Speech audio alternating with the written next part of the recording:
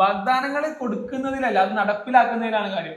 ഇപ്പൊ നമ്മൾ എത്രത്തോളം വാഗ്ദാനങ്ങൾ കൊടുത്താലും അതിൽ നമ്മൾ എന്തെല്ലാം നമുക്ക് നടപ്പിലാക്കാൻ പറ്റി എന്നുള്ളത് കൂടി നമ്മൾ റിവ്യൂ ചെയ്തെടുത്ത് നോക്കണം.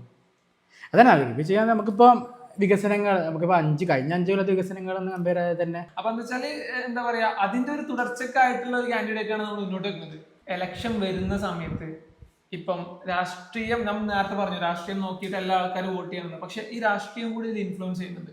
അതായത് ഇപ്പം പള്ളിമുക്കിന്റെ ചിത്രം എടുത്ത് നോക്കുകയാണെങ്കിൽ മുസ്ലിം ലീഗും അതുപോലെ തന്നെ CPM-ഉം 2 കക്ഷികളാണ് മെയിൻ ആയിട്ടുള്ളത്. അപ്പൊ ഇതിൽ തന്നെ മുസ്ലിം ലീഗ് ഏതൊക്കെ ലെവലിൽ ഇവിടെ പ്രവർത്തിക്കുന്നു, അല്ലെങ്കിൽ CPM ഏതൊക്കെ ലെവലിൽ ഇവിടെ പ്രവർത്തിക്കുന്നു എന്നുള്ള കൂടി ഇതിന് ഇൻഫ്ലുവൻസ് ചെയ്യുന്നുണ്ട്. ഈ ഇലക്ഷൻ റിസൾട്ടും അതിന്റെ ബാക്കി പ്രചരണങ്ങളും കാര്യങ്ങളൊക്കെ പോകുന്ന സമയത്ത്. കാരണം ഇപ്പൊ ഒരു ഇലക്ഷന് ഒരു കാൻഡിഡേറ്റ് ഒരു വീട്ടിൽ കയറി ചെന്നിട്ട് വോട്ട് ചോദിക്കാൻ പോകുമ്പോൾ നിങ്ങൾ എന്തിനു ഇവിടെ വന്നു, അല്ലെങ്കിൽ നിങ്ങൾ ഞങ്ങൾക്ക് അറിയില്ലല്ലോ, നിങ്ങൾ എപ്പോഴാണല്ലോ കാണുന്നുള്ള ലെവൽ വരെ സംസാരങ്ങൾ ചിലപ്പോൾ നമുക്ക് കേട്ടെന്ന് വരാം. അത് എന്തുകൊണ്ട് സംഭവിക്കുന്നു, അല്ലെങ്കിൽ അത് ഇപ്പൊ ഇവിടെ സംഭവിക്കുന്നുണ്ടോ, ആർക്കാണ് സംഭവിക്കുന്നത്? ഇപ്പൊ നമ്മള് CPM എന്ന് പറഞ്ഞു, ശരിക്കും പള്ളിമുക്കിൽ അങ്ങനെ ഒരു സംഘടന ഉണ്ടോ? എനിക്ക് ഇലക്ഷൻ സമയത്ത് പൊട്ടി മുളക്കും, ഇലക്ഷൻ കഴിഞ്ഞാൽ എന്തേ പൊടി തട്ടി പോകും. ഒരു കമ്മിറ്റി ഉണ്ടെന്ന് തോന്നുന്നുണ്ട്. അതെ, നാട്ടുകാർക്ക് ഉപകാരങ്ങളൊന്നും ഇല്ല. നാട്ടുകാർക്ക് ചിലപ്പോ ഓരോ പാർട്ടിക്കാർക്ക് മാത്രമേ ഉപകാരം കൊടുക്കുന്നുണ്ടാവുക, നമുക്ക് അറിയില്ല. പോഷക സംഘടനകളാണ് മുസ്ലിം യൂത്ത് ലീഗ്, അതുപോലെ തന്നെ MSF. ഈ MSF ഒരുപാട് നല്ല പ്രവർത്തനങ്ങൾ വിദ്യാർത്ഥികൾക്ക് ഇപ്പൊ നമ്മള് ഇപ്പൊ ഒന്നും വേണ്ട, 10ാം ക്ലാസ് കുട്ടികൾ ജയിച്ച അന്ന് തന്നെ അവർക്ക് ഒരു മധുരം, അന്ന് ആ ഒരു സ്പോട്ടിൽ തന്നെ മധുരം. അത് കഴിഞ്ഞിട്ട് ഒരു പ്രോഗ്രാം കാര്യം +2 ആയാലും ഇനിയിപ്പോൾ എന്തെങ്കിലും NMMS, LSS, USS, ഇനിയിപ്പോൾ നെറ്റ് സെറ്റ് അങ്ങനത്തെ കോമ്പറ്റീഷൻ എക്സാംസ് ഒക്കെ വിജയിച്ചാലും നമ്മൾ ആരാണെങ്കിലും MSF ML ഒക്കെ അവർക്ക് ആ ഒരു സ്നേഹസമ്മാനം കൊണ്ട് നടക്കുന്നുണ്ട്.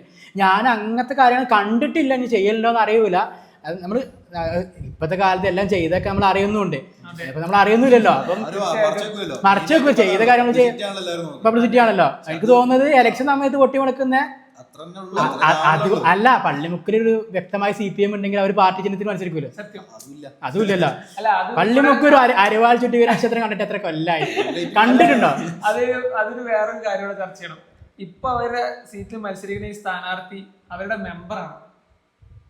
അതായത് പള്ളിമുക്കാർക്ക് അതിനൊരു ധൈര്യമുണ്ടോ, പള്ളിമുക്കിലെ CPM-കാർ അതിന് ധൈര്യപ്പെടുന്നുണ്ടോ കൂടി ചർച്ച ചെയ്യണം. അതൊരു വേറൊരു ചർച്ചയാണ്.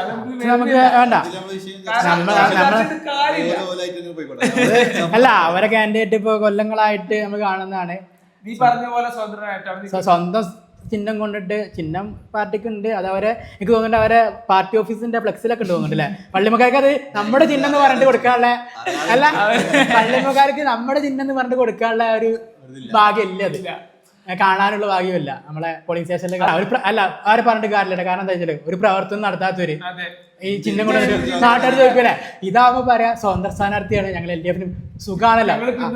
ഞാൻ പറയുമ്പോ ഒരു നല്ല കണ്ണിങ് ആയിട്ട് കളി കളിക്കുന്നത്, ഒരു പണിയെടുക്കാതെ ചെയ്യല്ലേ.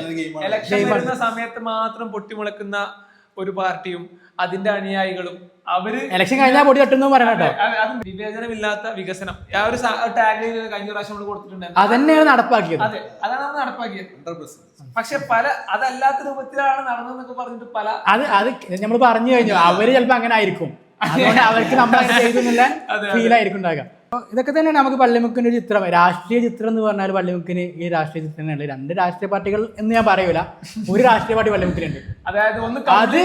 അത് ഇന്ത്യൻ യൂണിയൻ മുസ്ലിം ലീഗ് ആണ്. ശരിക്കും നല്ലൊരു പ്രതിപക്ഷം ഉണ്ടെങ്കിൽ നല്ല പ്രതിപക്ഷം വേണം.